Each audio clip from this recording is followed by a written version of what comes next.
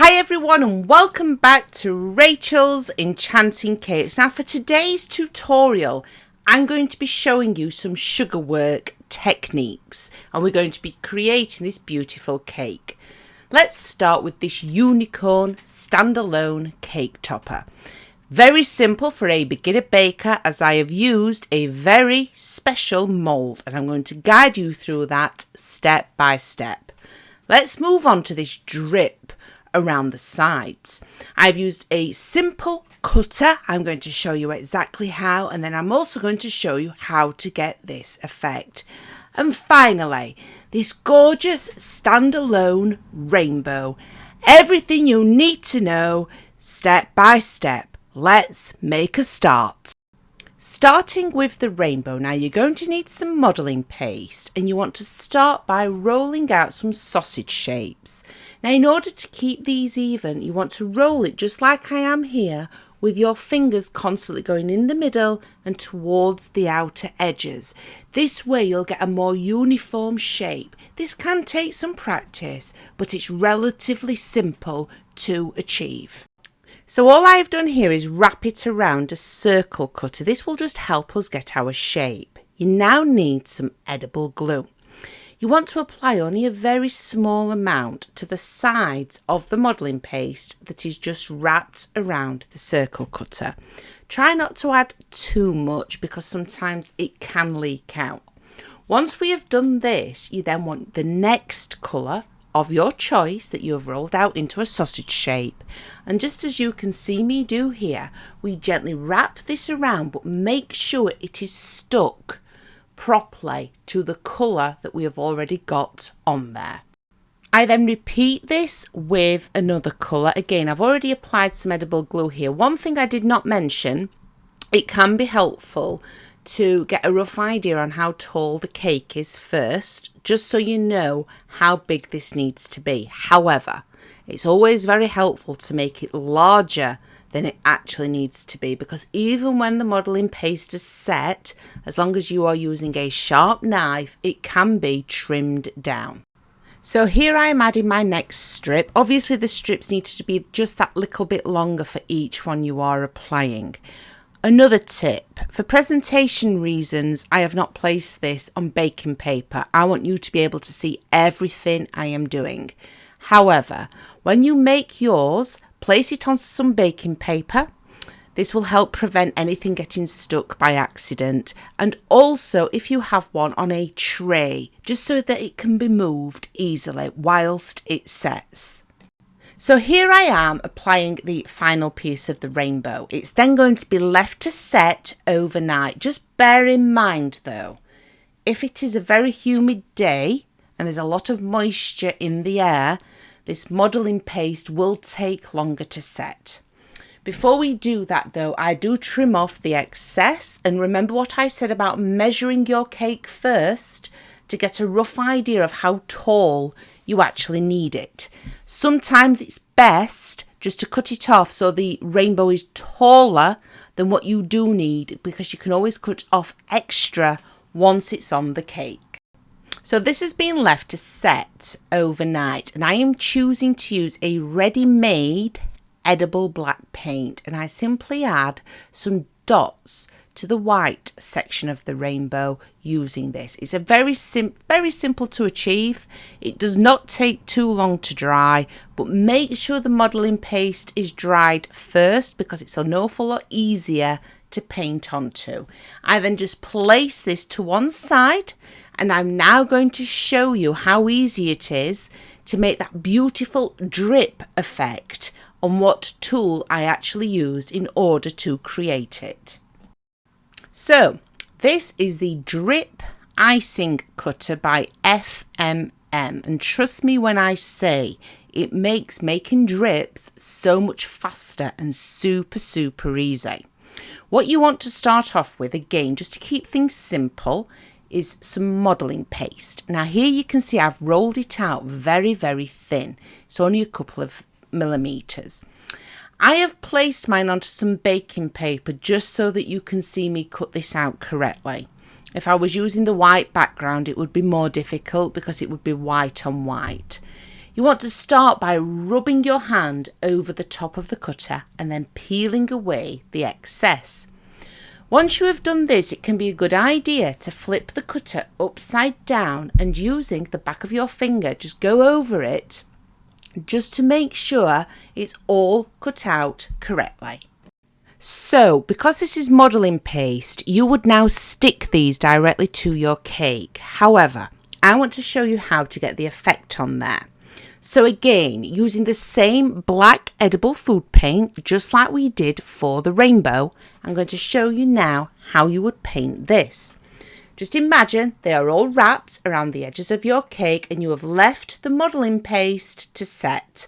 Remember, fondant and modelling paste are always much easier to paint once they have set. Using a very fine brush, simply repeat the process. Remember, this is already on your cake, it's not flat on your surface, like we did for the rainbow, and just allow it to completely dry. I am going to be showing you how you apply the rainbow and the unicorn to the cake. But in order to make this unicorn, we are using the Easy Stand Unicorn Mould by Katie Sue. It's never been so easy to create a freestanding figure with this innovative piece of equipment, which means it's just excellent if you're a beginner baker and you haven't built up your confidence just yet in regards to making your own 3D models. You can get one of these molds instead and make your own stunning unicorn. I'm going to guide you through everything step by step with a few simple hints and tips, because I do use my molds slightly differently to help the fondant be released. Start by adding some icing sugar to the mould and then simply tipping out any excess. For the hair and the eyes, you can use fondant. So this is black fondant. For the actual body though, you will need modelling paste because it needs to set in order to support the unicorn. So here I am using fondant and a Dresden tool. Now just bear in mind, yours does not have to be identical. This is just to give you an idea on how easy it is to use the moulds. So choose a colour of your choice and then you want to simply follow the indentations inside. So I started with a pink. I've then gone over the top of that with blue. Remember, at the moment I am using different coloured fondants and not modelling paste.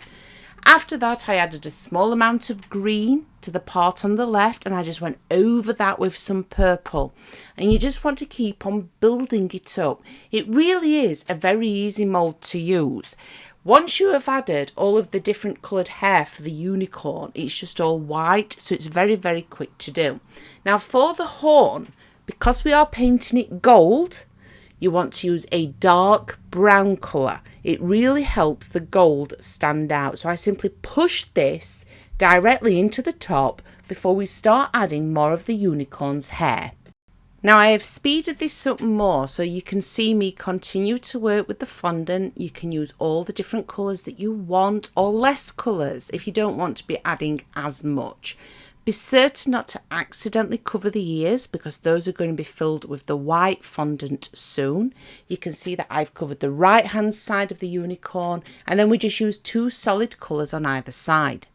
You then want just a small amount of edible glue to go over that fondant, just to give the modelling paste that we're going to add next something to stick to.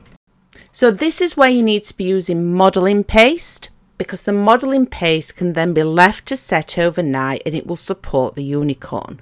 Push it into all the nooks and crannies, but be careful not to move any of the fondant that we've already added in there. The glue will help this actually stick to the fondant. Now, I then place mine in a fridge. All the fridge will do is make the fondant go lovely and hard, but it will not dry the fondant. It will allow you to take it away from the mould with ease without damage. And then you just leave it to set at room temperature, just like we did with the rainbow. But just look at how easy that comes away. Super easy. We haven't distorted it in any way by accident. No damage whatsoever. We simply repeat the same process with the base of the mould. This is what's going to allow the unicorn to stand up. I then place this in the fridge, and I'm now going to show you how easy this comes away, and then just how we glue it together and then leave it overnight to allow it to set in order to allow it to stand freely. So this is me taking the base of the unicorn away from the mould. Again, it's been chilled. You then just want to cover it with a small amount of edible glue. And here I have folded up a small amount of kitchen roll just to help level it out. I like to leave it on its back until it's set slightly. And then once you can stand it upright, you can make sure everything's level and just leave this to dry.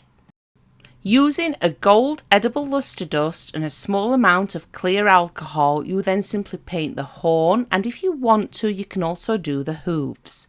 I am now going to show you how to apply these to your cake once you have left them to set. Be patient and make sure they are 100% dry.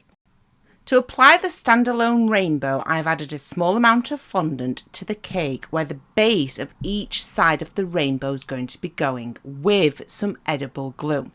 I am going to be adding clouds onto this afterwards, but it's vital that this is absolutely straight and is not leaning. Now just take your time rolling out small balls of white fondant. I've added a small amount of edible glue, and it really comes to life. It's so simple. Now the unicorn I placed directly on top of the cake. You could glue yours on with a small amount of melted chocolate, or you could wedge it more against the actual rainbow. It depends where you want this on your cake. Just how simple was that to make? Using the correct equipment and knowing the correct techniques makes all the difference. I highly recommend using the fridge when using the mould. Be patient and allow your modelling pace to set, and you can create this type of cake in no time. Happy baking, everyone. Thank you all for your amazing support, and I really do hope I've helped you again today.